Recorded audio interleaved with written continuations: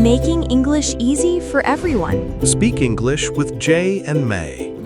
Hey, English learners. Welcome back to Speak English with Jay and May, your cozy little place to build your English confidence. I'm May. Hello, May, and hello, everyone. I'm Jay.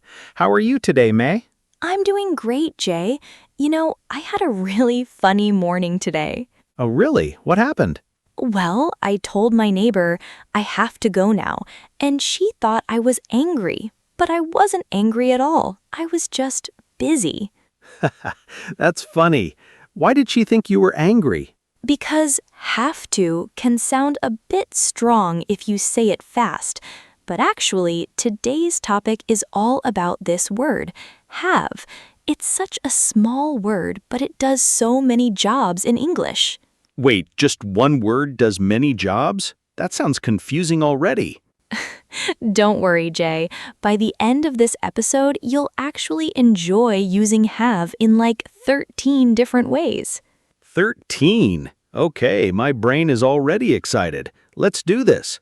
But real quick, before we jump in, if this podcast is helping you speak English more confidently, please hit that subscribe button, like the video, and turn on notifications.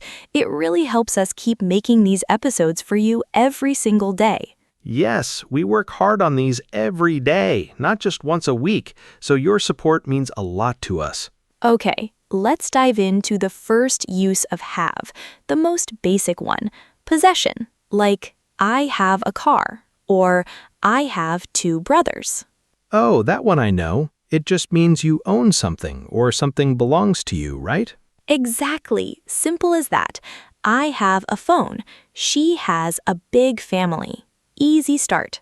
Okay, that wasn't scary at all. What's next? Number 2, have as a helper word for talking about the past.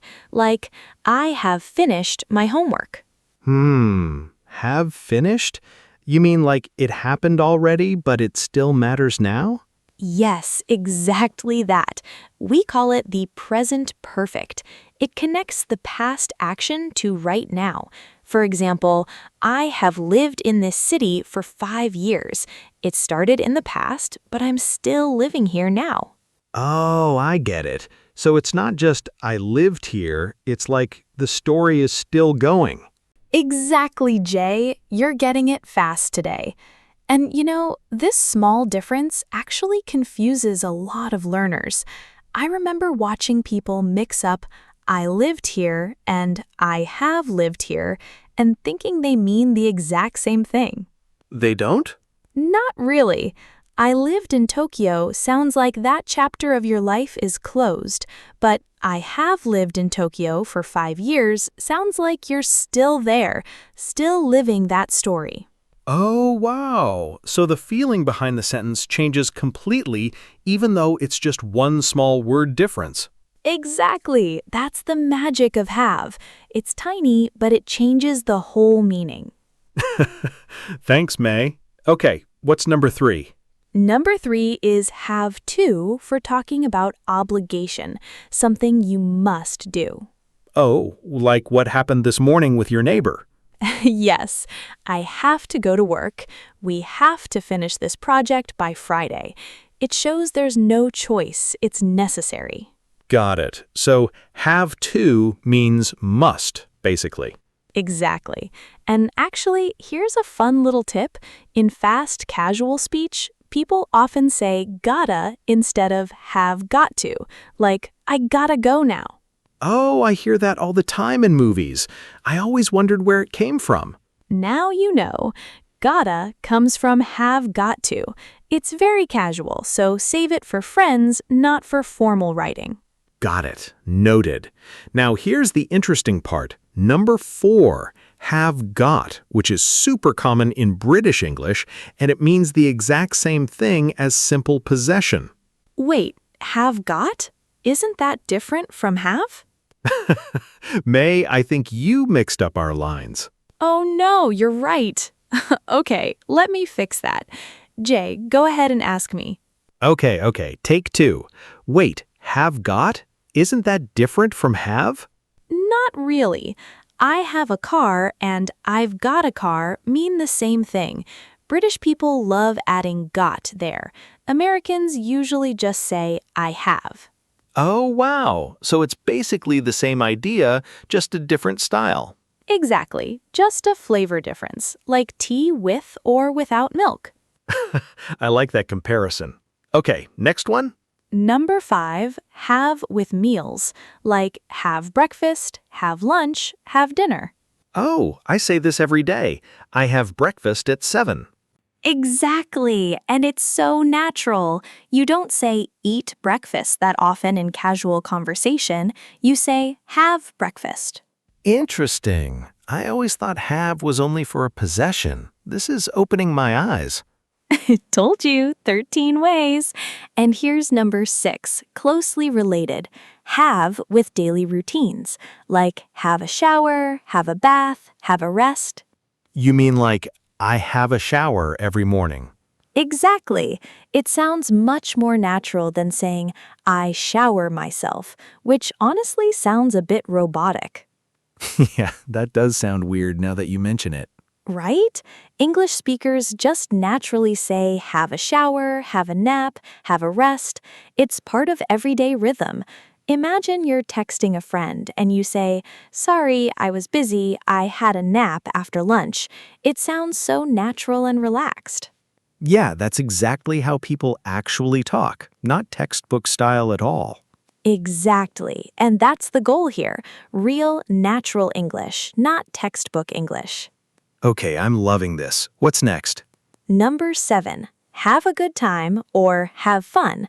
This is for enjoying an experience. Oh, like when people say, have a nice day. Yes, exactly.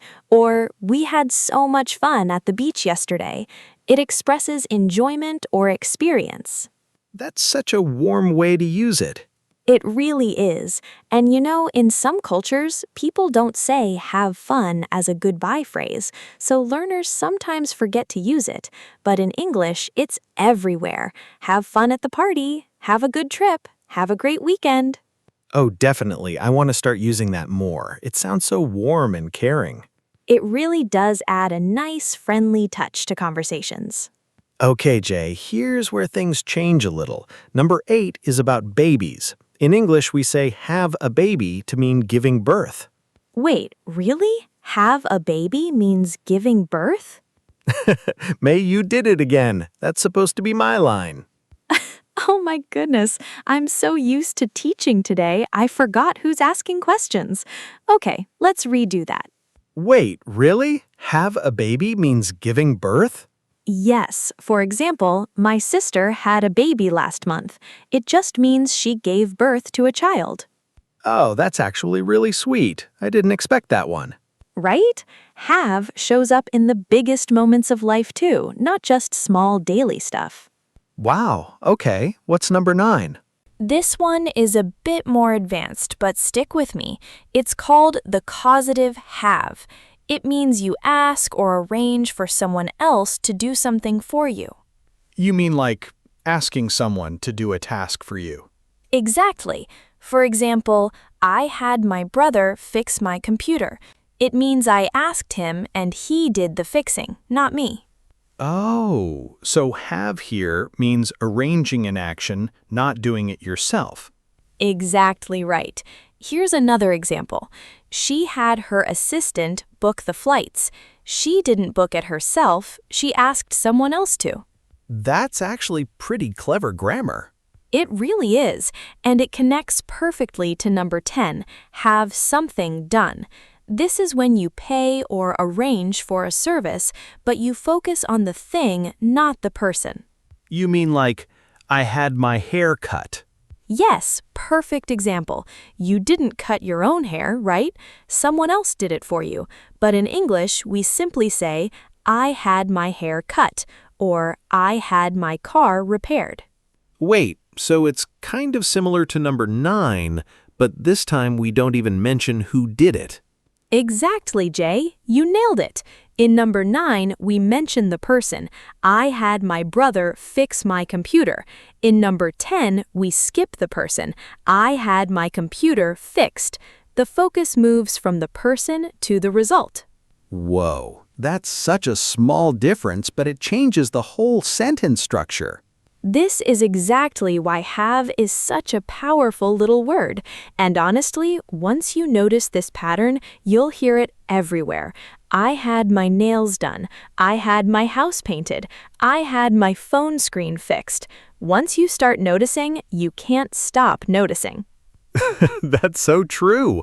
I feel like I'm going to hear have in every single sentence now. Welcome to the club. Okay, I need a moment to process all this. What's next? Let's lighten it up a bit. Number 11, have as an action verb itself, like have a look, have a try, or have a chat. Oh, have a look. Like, can I have a look at your notebook? Exactly.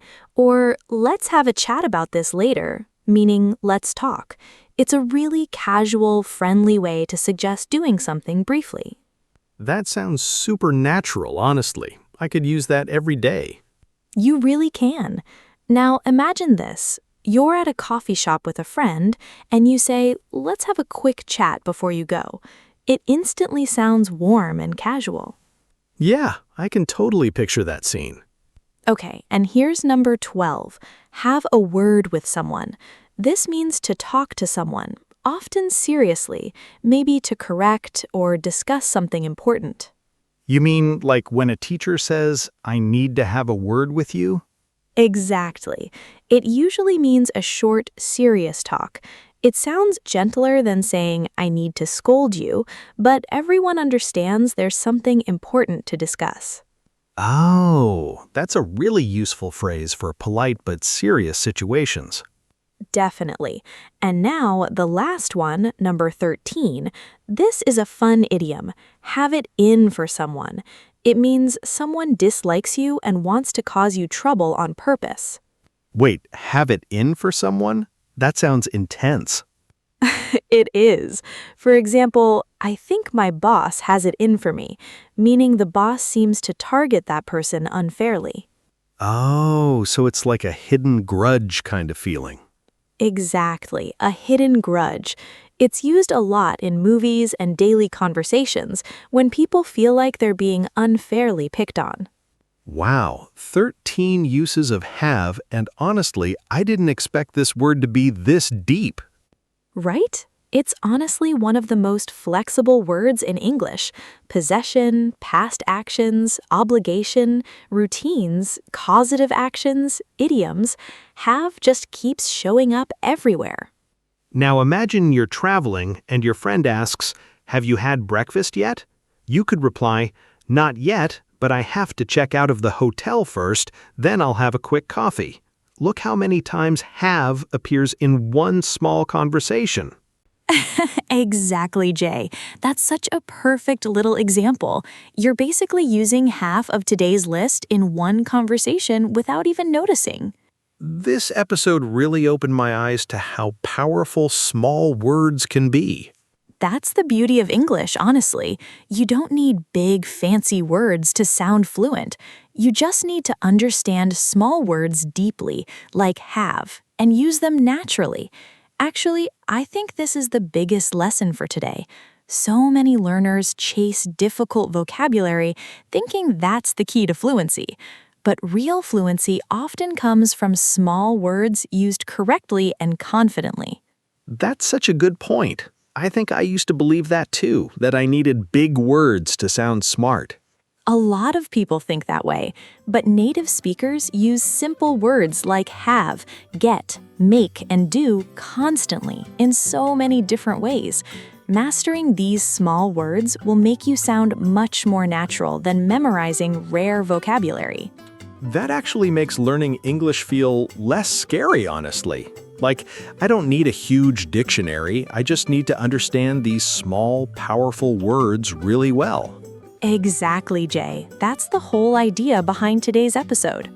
So, to everyone listening, try using one of these 13 have expressions today in a real conversation. Yes, pick one. Maybe have a look or have a chat, and just try it out today.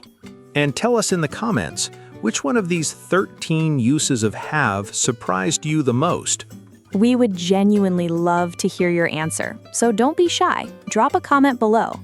If you enjoyed learning with us today, please remember to subscribe, like this episode, and share it with someone who's learning English too.